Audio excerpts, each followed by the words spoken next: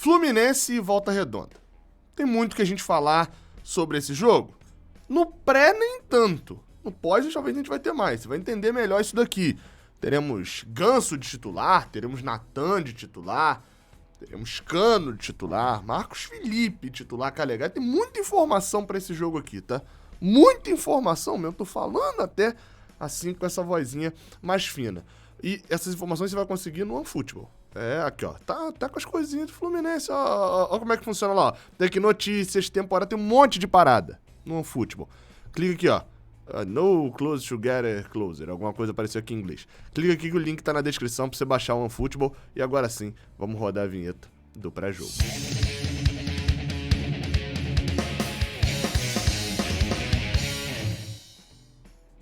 Eu sou o Gabriel Amaral, eu sou jornalista por formação em tricolor de coração.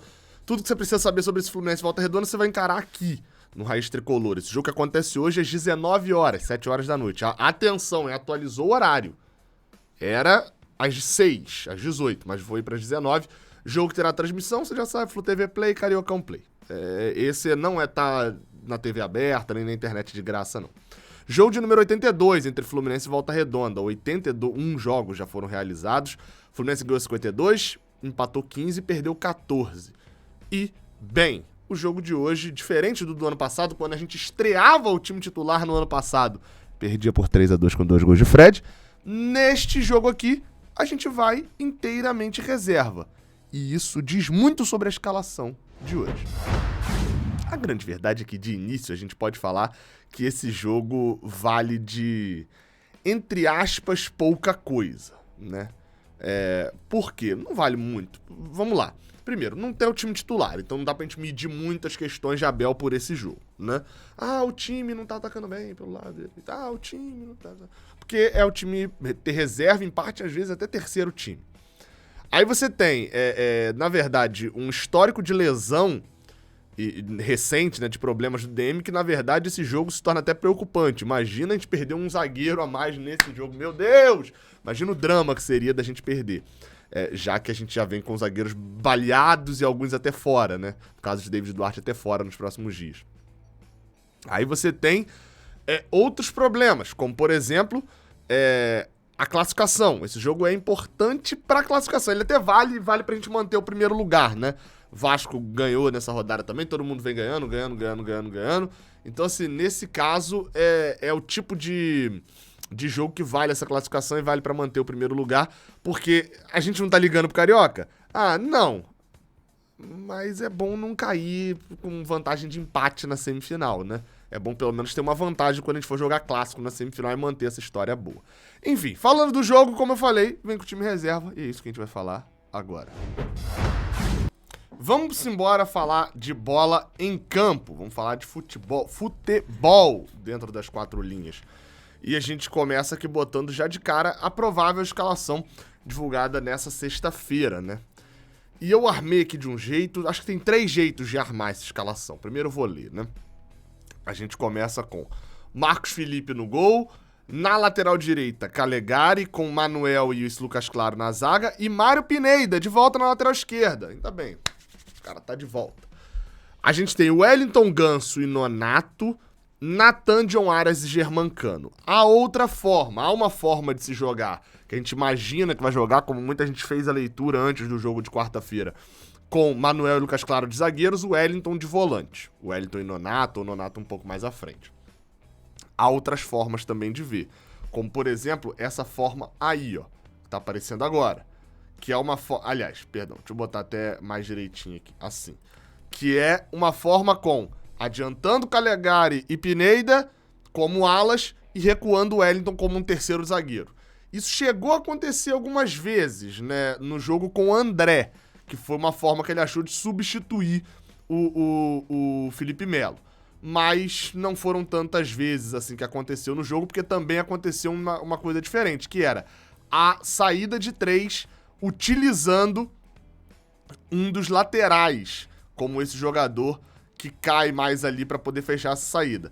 Pode ser dessa forma aí, com Pineda recuando, adiantando a famosa espetada de Calegari Como ele fez com o Cris Silva, por exemplo, foi algo parecido com o que ele fez, né?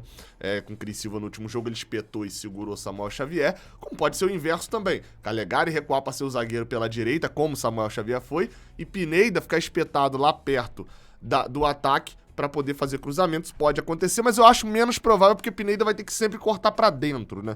Não sei se será dessa forma mesmo. Ou seja, tem várias formas de jogar. Tô curioso para saber como o Fluminense vai jogar. Você ainda tem uma outra possibilidade aqui ainda em relação a esse time. Aliás, outra possibilidade não, perdão. Outra dúvida, que é como que vai... Vou até tirar essa tela aqui. Vou deixar a escalação base aqui, né? Como que vai organizar esse time com Ganso, Natan, Nonato e John Arias? Né? Nonato é o cara mais de trás que pisa na frente, e Abel tem feito muito disso, de pegar, por exemplo, Martinelli e botar esse jogo. Nonato mesmo, ele já citou Nonato uma vez como meia, né? Iago Felipe, botar esse jogador pra chegar perto da área. E você tem Ganso, que é jogador de criação, você tem John Arias, que é jogador mais à frente, mas que dá um passo atrás também pra fazer essa criação, e você tem Natan, que é justamente esse meio atacante. Ou seja, é um time que vai ter muita criação. Como que vai organizar isso? Vai organizar igual tá aqui na tela? John Arias vai cair pela direita, Natan pela esquerda, vai fazer uma linha de 5 no meio de campo, com o Wellington centralizado, Ganso, Nonato e John Arias e Natan. Enfim, tem várias formas de se jogar. Confesso que fico curioso. Tem um outro ponto que é: Cano deve render mais. Cano diferente, a gente até comentou bastante, eu comentei muito isso no podcast do GE, comentei isso no pós-jogo daqui, enfim, comentei isso tudo quanto é lugar depois do jogo contra o... Quem foi o último adversário, gente? Portuguesa? Não. Nova Iguaçu. Sumiu da cabeça. Depois do jogo contra o Nova Iguaçu, eu comentei bastante de que o Fluminense a gente reclamava muito de Fred na centroavância, e de fato tem o que reclamar realmente nesse ano, o desempenho é abaixo, mas que a gente viu que com o time, com Bigode, Luiz Henrique e o meio de campo formado por Iago Felipe e outro meio-campista ali, seja Iago Felipe e André, seja Iago Felipe e Martinelli, como acabou sendo na última partida, o centroavante é muito pouco acionado nessa forma de jogo de Abel que o time, e com as peças que o time titular tem jogado. Então a gente viu um Germancano saindo quase que sem tocar na bola. Teve uma chance de chutar e a bola tava de fora da área, enfim. Então a gente viu que é aquilo que eu bati na tecla por várias vezes. Em parte, Fred não tinha toda a culpa pelo mau rendimento. Em parte. A outra parte ele tem. Ele tem a culpa da falta dele dominar a bola, tocar errado e gerar um contra-ataque do Botafogo. Matheus Nascimento sai cara a cara com o goleiro e Nino tem que salvar. Isso ele tem culpa. Agora, não é 100% da culpa. O esquema não favorece um centroavante. Já com esse time aqui, se Cano tiver um bom rendimento, etc., a gente vai ver cada vez mais de que vai ficar cada vez mais evidente de que é um time mais criativo vai favorecer a esse centroavante. E hoje a gente tem, possivelmente aqui do meio pra frente, o que a gente tem de melhor em relação à criação de jogadas. Um outro ponto. O Wellington ganhou chance. Tá nítido que ele é a última opção. Martinelli não deve ser titular na terça-feira e não vai ser titular hoje. Tá só colocando o Wellington pra jogar. Eu já deixei bem claro aqui a minha posição, contrária à renovação de Wellington, contrária à permissão de ser relacionado mais vezes e jogar e etc. Já trouxe aqui a justificativa de não, por causa das questões de grupo. Eu acho que questão de grupo nenhuma tem que estar acima, ou pelo menos sempre acima, tão acima como é o caso de Wellington, da questão física e técnica. Mas assim, se for pra jogar esse jogo, tá bom. O que não pode é terça-feira o Wellington ser acionado. Aí a gente já paga pro Wellington. Dá vaga pra ele jogar e irritar demais. Então assim, vamos lá. Vai ter uma saída de bola mais cadenciada, mais com calma hoje, já que o Volta Redonda dificilmente vai marcar pressão o Fluminense. Vamos ver como é que vai ser o rendimento. Hoje, ele é cardzinho verde, né? Sobre o time é isso. Aí, pitacos rapidinhos, né? Pineda de volta. Graças a Deus, a gente tem lateral pra terça-feira. Tem Cris Silva titular, um jogador que vem pelo menos mantendo uma constante. Começou muito mal, mas quebrado aquele nervosismo inicial, tem feito partidas ok. E tem um reserva pelo menos agora. Ele estava viajando sem reservas. Calegari titular. O que quer dizer que provavelmente Samuel Xavier vai estar na Libertadores de titular. Não me afeiçoa muito isso, não. Acho que Calegari não tem sido nenhuma sumidade, mas no pouco que jogou rendeu o suficiente para poder bancar Samuel Xavier, se foi essa a opção. Outra coisa outra coisa, e na verdade outro sistema completamente diferente, é Marcos Felipe titular, né? Marcos Felipe jogando essa partida mostra que Fábio, na quarta-feira, de fato, era titular e será titular na terça-feira também. É uma mudança diferente da de Samuel Xavier e de Calegari, porque nesse caso os dois vêm muito bem. Então Calegari em algum momento, Fábio em algum momento ganhou a posição ganhou a posição de Marcos Felipe, mas com o Marcos Felipe fazendo... A última partida de Marcos Felipe efetivamente como titular foi ele fazendo uma das suas partidas mais épicas da sua carreira até agora. Foi o jogo contra o Flamengo no domingo.